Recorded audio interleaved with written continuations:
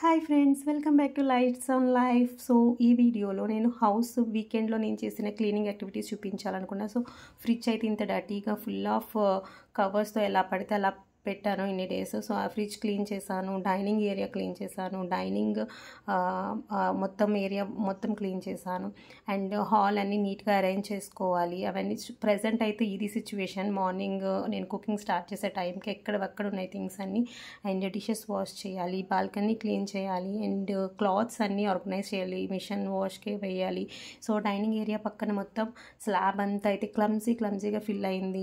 Even కిచెన్లో organise చేయాల్సిన things చాలా ఉంటాయి వీకెండ్స్లో. బికాస్ హోల్ 5 డే నాకు వర్క్తో చాలా బిజీ ఉండి నాకు normal cooking time and kids take care ఇవి సరిపోతుంది, వర్క్ చేసుకోవడం సరిపోతుంది.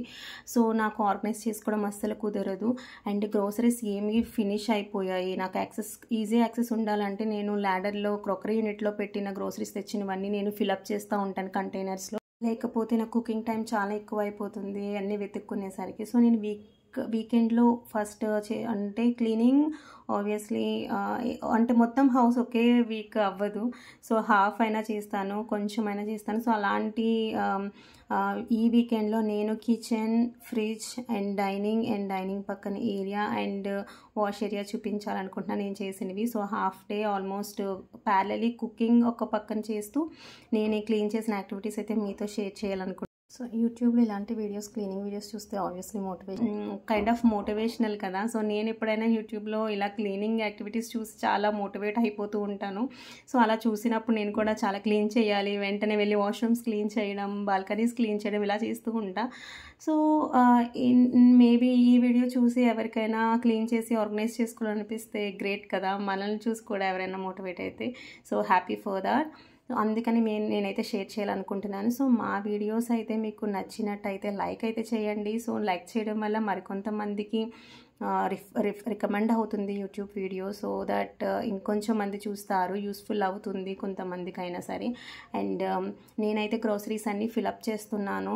గ్రోసరీస్ కంప్లీట్ అయిపోయాయి. అండ్ మనకి రసం చేసినప్పుడు కావలసిన తాలింపు సామాగ్రి మొత్తం అయితే నేను ఆర్గనైజ్ చేసుకున్నాను, ఫిల్ చేశాను, కంప్లీట్ అయిపోయినవన్నీ. సో ఫిల్ చేసి ఆర్గనైజ్ చేసుకున్నాను. సో మొత్తం కిచెన్లో కంప్లీట్ చేసిన తర్వాత dining and wash area. So ఇప్పుడు క్లీనింగ్ అయిన తర్వాత చూడండి.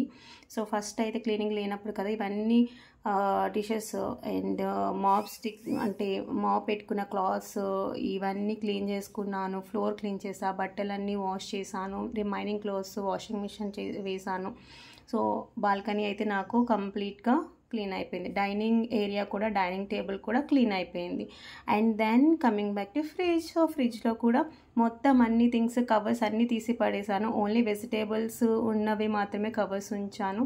సో రిమైనింగ్ అన్నీ కూడా నేను బాటిల్స్ లైక్ స్టోరేజ్ చేసుకొని బాటిల్స్లో స్టోరేజ్ చేసుకొని డీప్ ఫ్రిడ్జ్ కూడా క్లీన్ చేసి అన్నీ ఆర్గనైజ్ చేశాను. సో ఇప్పుడైతే ఇంత నీట్గా అయిపోయింది.